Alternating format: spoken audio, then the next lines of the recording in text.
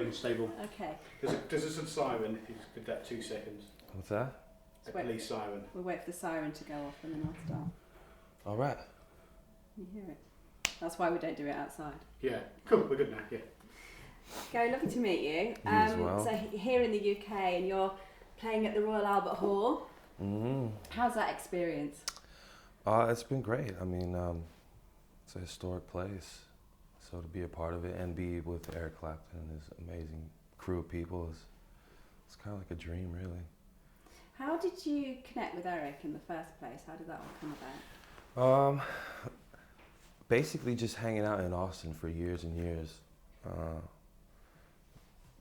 I was at Antone's all the time and I was introduced to Jimmy Vaughn and Doyle Bramhall, who plays guitar with Eric, and he was looking for some new acts for the Crossroads Festival in 2010, and thank God they mentioned my name, and he checked out some videos on YouTube, I think, or something, and asked me if I wanted to come play, and just kind of been keeping in touch since.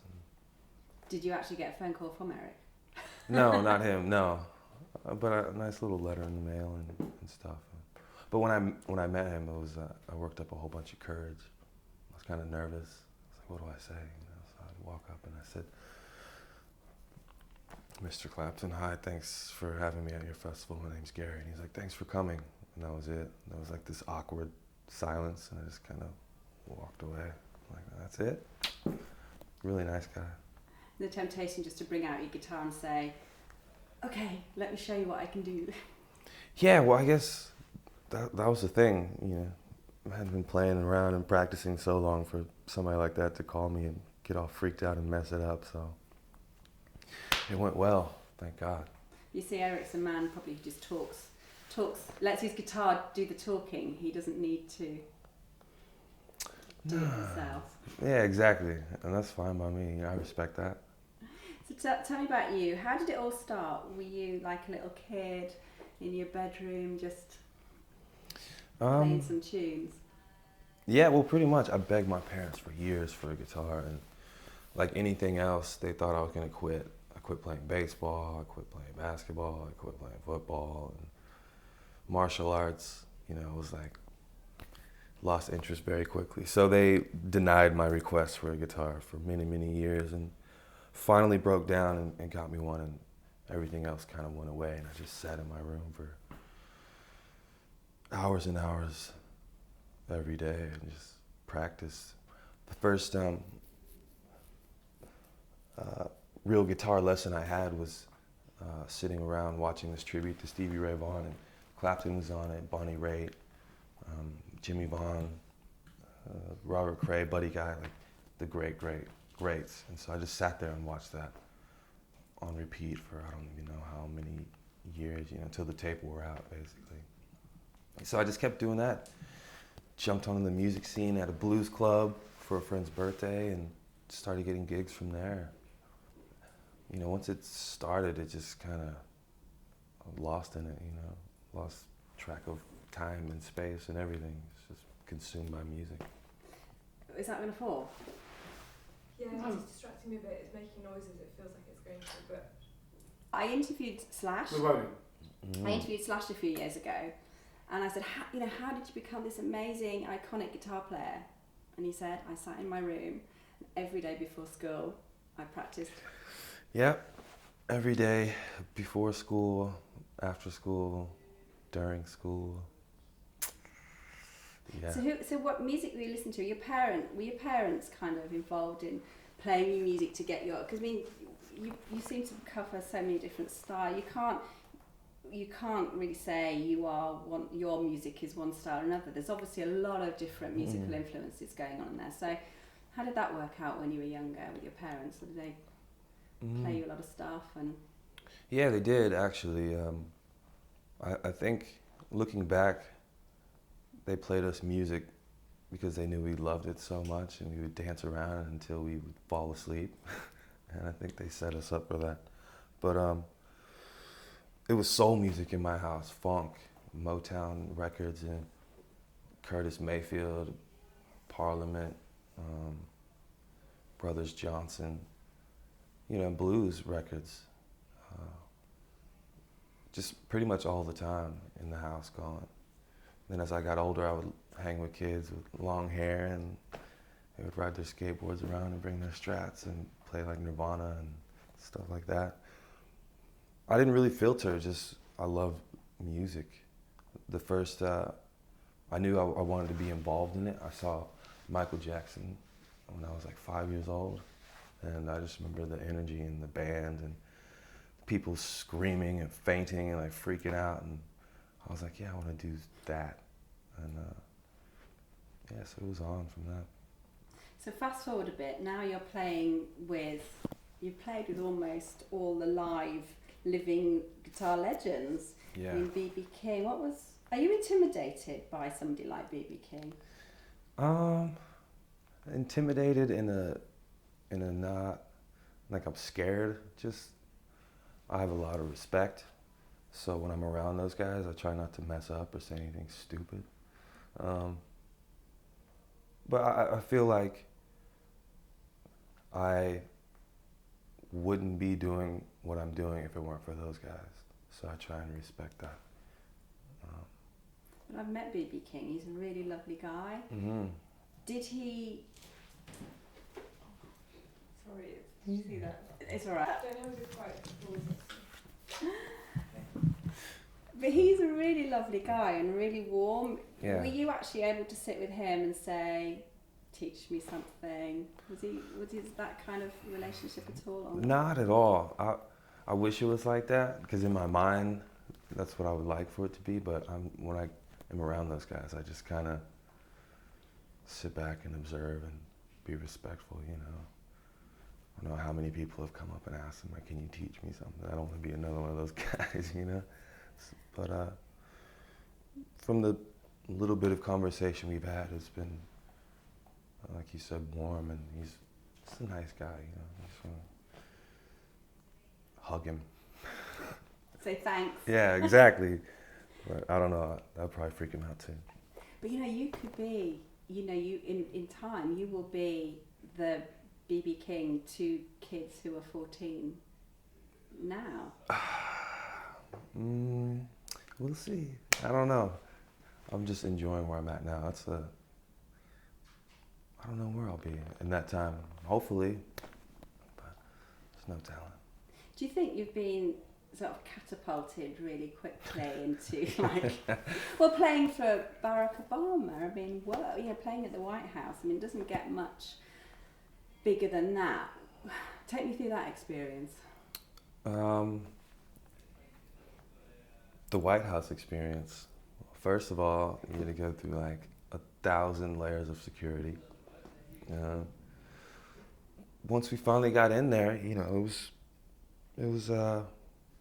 it seemed like a normal gig, but President of the United States sitting like 10 feet in front of me, you know, just looking at me, waiting for me to do something awesome. So there was that. There's a little bit of pressure there. I got really freaked out because I've just put my guitar on this couch, and I don't know the history of this couch in the White House or whatever, but one of the security people came out and freaked out. Like, you cannot sit on this thing, you can't put anything on there. So, you know, that was a realization, like, oh, this is a little bit different than just a normal gig at a blues club, you know? But we made it through, it was cool, and they liked it, so. So what was so special about the couch? I still don't know. I just grabbed my guitar and got as far away from it as I could. It's like, all right. So how did you end up being there? Did he ask for you specifically? Or, because he's a fan, I mean, I saw the footage, and he knew the words. Yeah. Well, he's from Chicago, so, you know, blues is in his soul, it's in his bones, yeah. But I guess he asked for me directly. I'm not really sure, but I didn't really ask in case they realized they got the wrong guy. You might be found out. Yeah, right. So I just kept my mouth shut, got up there and played. But you started being on Letterman, and is it have you known Jolene as well? I mean, it's like big stuff that's happening to you now. How do you cope with it in your mind? How do you have a kind of way of dealing with all of this big stuff mentally? No, I don't. I think the thing for me is just to not think about it for, you know, what it is, and just kind of check out and go back to that space of being like a young teenager in my room playing guitar because I love it, you know. And I just think of it as people invite us to be there, so, you know, it's positive vibes, you know. So I look at it like that. If I think about, you know, I think about it afterwards, and that's when I kind of breathe and say, oh wow, that just went down, you know. I mean, it's cool for a kid from Texas who loves to play guitar and be able to do that stuff. It's not a bad gig. So tell me about Numbs, the single that's just been out. Tell me a little bit. It's such a cool video. Oh yeah. You look cool in it. Thanks. It's great. So tell me about that song, a little bit about the song, and what the inspiration was there. Inspiration for Numb is a woman, and things not being all dream-like and fairy tale, you know. That's the blues, I guess.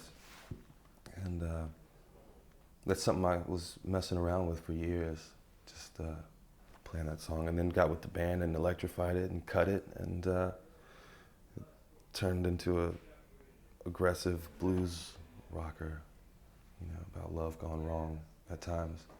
Shot the video at my house in Austin and drove a Cadillac around through the Texas hill country. It was quite simple and fun. OG, a great director from Austin, Texas, hooked up with me on that, and we just had some fun for a couple days. I love the bit when you do your guitar solo. Yeah. On the car, and you're playing an Epiphone. Mm-hmm. But then when I was watching you in on the Letterman show, you're playing a Strat. So do you have I'm not particularly loyal to one guitar type, or do you change depending on? I'm pretty solid with the Epiphones or Gibson hollow bodies. When I first saw B.B. King and Freddie King and guys like T-Bone Walker, I wanted a big guitar. I think for some reason that made you more of a blues man than any other guitar. But you know, I switch it up for a song like Please Come Home. I play a Strat, try and get that old you know, classic Fender sound. So that's about it. You caught me. That was the one song where I played a Strat on TV. So. So I just wanted to know, because I was thinking, you know, most guitar players are loyal to a sound, you know, because I don't know. Obviously, you tell me. Do you get you like the sound? You love the sound of a certain type of guitar? Yeah, I have about 30 of them. So I guess you could say I like it.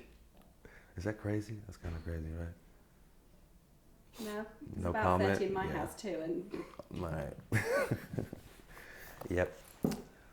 I just love it because I'm thinking in our house, my kids play one plays Fender bass and one plays, my little one's just getting a Les Paul. So it's this massive rivalry. Oh yeah. It fascinates me Oh, about yeah. you are in one camp as a guitar player or another camp. I know, it's What's all so that sad. about? I don't know.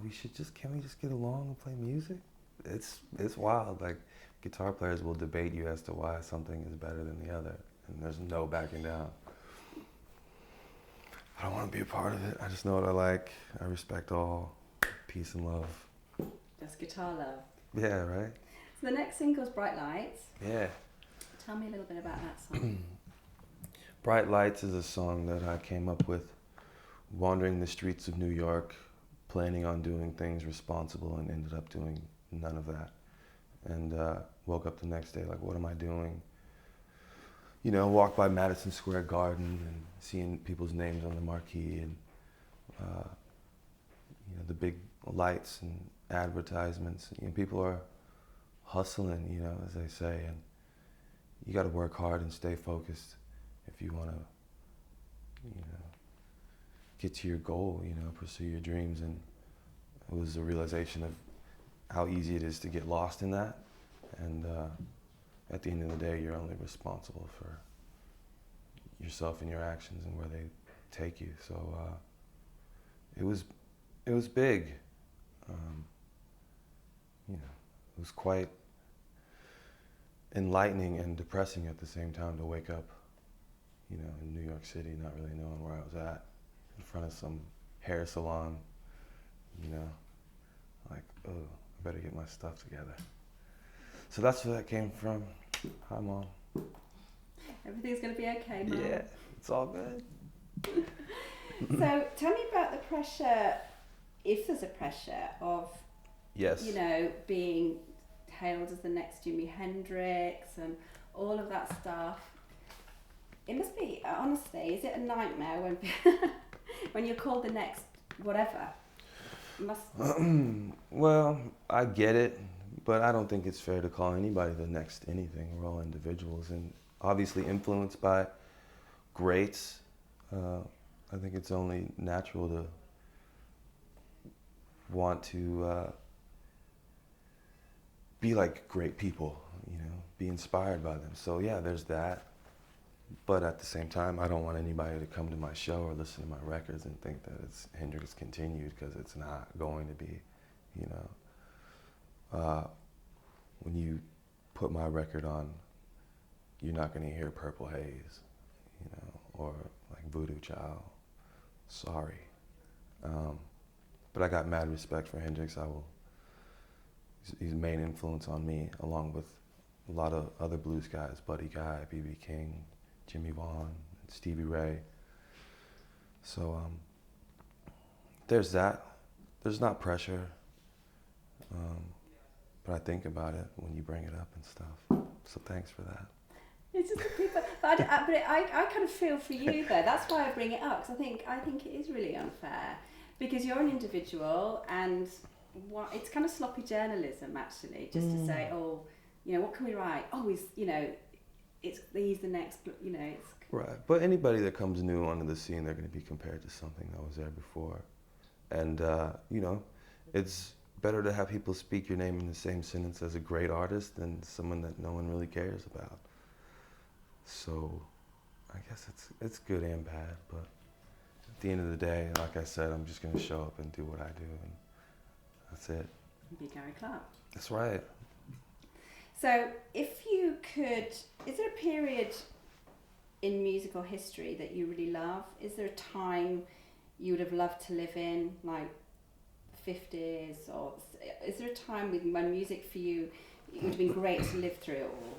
Yeah, I would have loved to be like in high school around 65, 66, be that age. The same time I started playing guitar, be around in that time. I mean, it just, everything kind of exploded, like the rebellion and the, you know, the rock and roll, people experimenting and, you know, I think with my mentality now to be there, it would be just, there's no telling what could have happened musically. So I think about that a lot. And if I could go back and check it out, I definitely would. Because it was such a massive turning point for music in general. Would you be in America at that time, or would you be in Europe?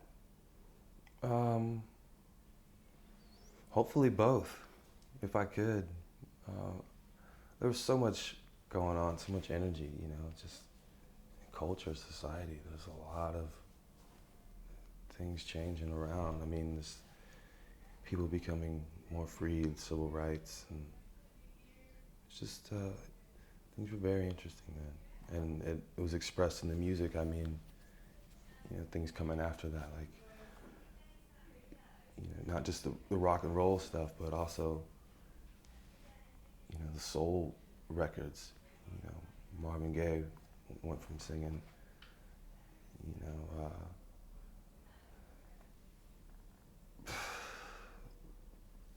how sweet it is to be loved by you, to what's going on, you know, in a matter of a few years. So, yeah, it just would have been interesting. Yeah. Yeah, it's a time when the changes in culture and society were completely reflected in song and influenced by music. Amazing. So, to the future for you, I know that you're going to be playing with the Stones. Yeah. Hyde Park. Yeah. Get on with that. What? That's crazy. I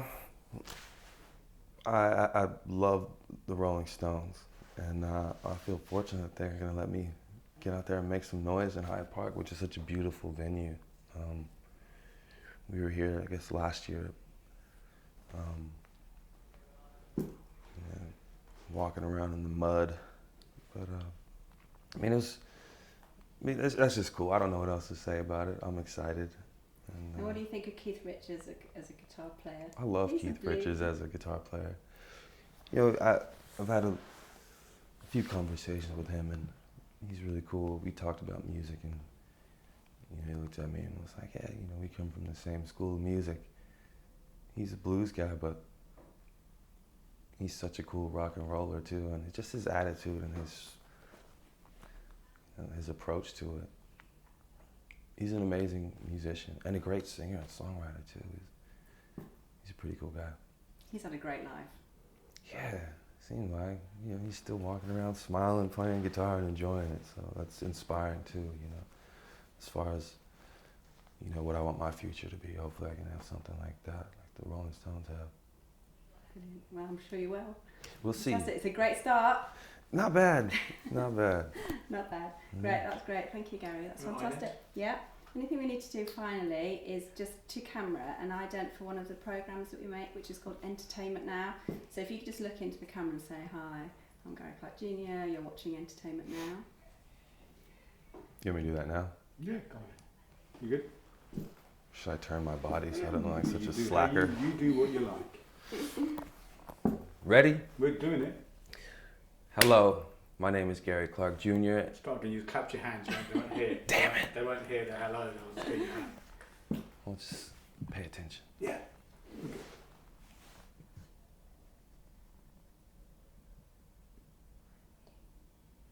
Hello, I'm Garry Clark Jr. and you're watching Entertainment Now. Cool? Yeah, great. Thank you very much indeed. That's great. It was a beautiful thing.